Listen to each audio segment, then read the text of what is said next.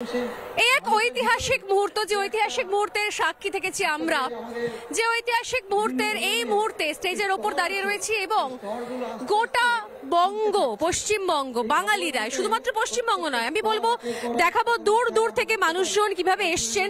মুহূর্তের মধ্যে যে ব্রিগেড প্যারেড গ্রাউন্ড, যে ব্রিগেড প্যারেড গ্রাউন্ডকে আমরা রাজনৈতিক রঙে দেখেছিলাম, রাজনৈতিক ধ্বজা উড়িয়ে দেখেছিলাম, আজ সেই ব্রিগেড প্যারেড গ্রাউন্ড এই মুহূর্তে সেজে উঠেছে শুধুমাত্র গেরুয়া রঙে। যে ছবি এই মুহূর্তে রয়েছে মঞ্চের ওপরে, অজস্র সাধু সন্তরা রয়েছেন এবং তারা এসেছেন শুধুমাত্র এই দিনটার জন্য, কারণ এর মাধ্যমে যেভাবে কোথাও পরবর্তী প্রজন্ম একটা আদর্শ, কোথাও মেরুদণ্ড, অধর্মের বিরুদ্ধে ধর্মের লড়াই, অন্যায়ের বিরুদ্ধে ন্যায়ের লড়াই, তার একটা সাক্ষী থাকতে চলেছে আমরা এই মঞ্চ থেকে। এখানে অনেকে এসছেন, আমি একবার করে একটু কথা বলার চেষ্টা করব। কোথা থেকে আসছে? নমস্কার। আমি হলদিয়া রামকৃষ্ণ আশ্রম থেকে আসছি। হিন্দু ভাইদের বলবো যে আপনারা সকলেই গীতা পড়ুন। গীতা যদি পড়তে না পারেন, যদি সকালবেলায় ঘুম থেকে উঠে 3 বার গীতা গীতা বলেন, তাহলেও আপনাদের মধ্যে এই ত্যাগ আসবে। গীতার মধ্যে তো সবকিছু রয়েছে, গীতার থেকে বেশি বড় তো কিছু নেই। আর এত মানুষ শুধুমাত্র গীতা শোনার জন্য এসছে, গীতার টানে এসছে, এটা ভেবে কেমন লাগছে? আমার খুবই ভালো লাগছে। সব থেকে বড় আনন্দ হচ্ছে যে একসঙ্গে এত আমাদের সনাতনী ধর্মের মানুষ এবং সাধু সন্তদের একত্রিত হতে, এটা একটা খুব সুন্দর, আমার কাছে খুব আনন্দময়। এবং আমার এটাই গর্ব হচ্ছে যে আমার ভারতবর্ষে আমার সনাতন ধর্মের মানুষরা এত এক কণ্ঠে গীতা পাঠের জন্য এখানে উপস্থিত হয়েছেন। সকলেই আনন্দ চিত্তে, তাদের হৃদয়ের অন্তত আনন্দ উৎফুল্লিত চিত্তে তারা এখানে এসেছেন এবং আগামী ভবিষ্যতে এর থেকে আরো বৃহত্তম গীতাযজ্ঞ বা এই লক্ষ লক্ষ 5 লাখ কেন, কোটি কোটি কোটি কোটি মানুষের কণ্ঠে গীতার কথা, ভগবানের বাণী প্রচারিত হবে সারা বিশ্বে এবং সারা বিশ্বের মানুষ যাতে এই গীতার কথা অনুভব করে তাদের আত্মচেতনার উন্মাদ ঘটায়। আসলে গোটা বিশ্ব গীতার কথা অনুভব করছে, আত্মচেতনার উন্মেষ হচ্ছে। অ্যাকচুয়ালি আপনি কোথা থেকে এসেছেন? এসেছি দেবানন্দ গৌড়, নবদ্বীপ থেকে এসেছি। নবদ্বীপ থেকে। কেমন লাগছে?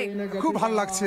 এত লোকের লোকারণ্য, সব ধর্মের প্রতি এত লোক শুধুমাত্র গীতা পাঠ শুনবে বলে এসেছেন। হ্যাঁ, নিশ্চয়ই এবং একসঙ্গে গীতা পাঠ করবেন বলেও। নিশ্চয়ই সবাই আমরা একসঙ্গে একত্রিত হবে গীতা পাঠ করার জন্য এসেছি, একত্রিত হয়ে এসেছি। এই মুহূর্তে হাতে হাতে গীতা, আমার মনে হয় কি এই ছবিটা অনেক আগে বাঙালির সঙ্গে থাকা উচিত ছিল। যখন দেশ স্বাধীন হয়েছিল সেই সময় বিপ্লবীদের ঝোলায় ঝোলায় পকেটে থাকতো এই গীতা। আজ আমরা অনেকটা দূর সরে এসেছি, কিন্তু সরে আসাটা আমাদেরকে আসলে আমাদের সংস্কৃতি থেকে দূরে সরিয়ে দিয়েছে। আপনাদের মতন মিডিয়াদেরকে দেখতে পেয়ে, আপনাকে সবসময় দেখি পুরো টিভিতে বা মোবাইলে, তার থেকে আপনাকে আজকে মানে ফেস টু ফেস দেখি। সংবাদ মাধ্যমেরও ভূমিকা থাকা উচিত একটা, তাই না? যদি সংবাদ মাধ্যম এগিয়ে না আসে তাহলে অনেক কিছু। অনেকে এখানে রয়েছেন, কোথা থেকে এসছেন? নবদ্বীপ ধাম থেকে এসেছি।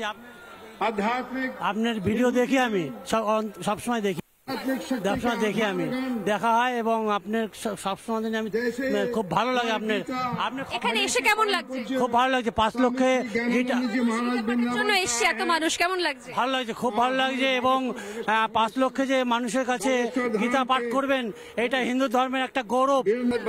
কেমন লাগছে? অসাধারণ অনুভূতি, কারণ বৈদিক মহামন্ত্রের উচ্চারণ হবে, উপনিষদের সার গীতা, সেই সমবেত কণ্ঠে 5 লাখ কণ্ঠে যে গীতা আমাদের সনাতনী বার্তা পৌঁছে দেবে, যারা আমাদের সংস্কার সংস্কৃতি বিশ্ববরেণ্য। তাই জন্য আমরা গর্বিত যে এরকম একটি অনুষ্ঠানে উপস্থিত হতে পেরে। ব্রিগেড প্যারেড গ্রাউন্ড, যেটা আমরা রাজনীতির রঙে দেখেছিলাম, আজ সেই প্যারেড গ্রাউন্ডে গীতার শ্লোক উচ্চারণ হচ্ছে। যে গীতা আমাদের সংস্কৃতি, আমাদের শিক্ষা, আমাদের বেড়ে ওঠা, আমাদের চেতনা উন্মেষের সঙ্গে মিশে রয়েছে, সেই গীতা। আমি এর আগে পলিটিক্যাল ইভেন্ট কভার করেছি এই ব্রিগেড থেকে, রাজনৈতিক কথা শুনেছি ব্রিগেড থেকে, কিন্তু আজকের ব্রিগেডের যে ছবি, সেই ছবি ঐতিহাসিক 5 লক্ষ কণ্ঠে গীতা পাঠের মঞ্চ থেকে।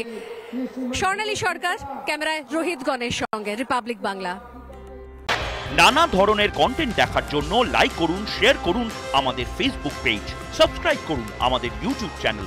পাশাপাশি অন্যান্য ব্রেকিং নিউজের জন্য অবশ্যই চোখ রাখুন রিপাবলিক বাংলায়।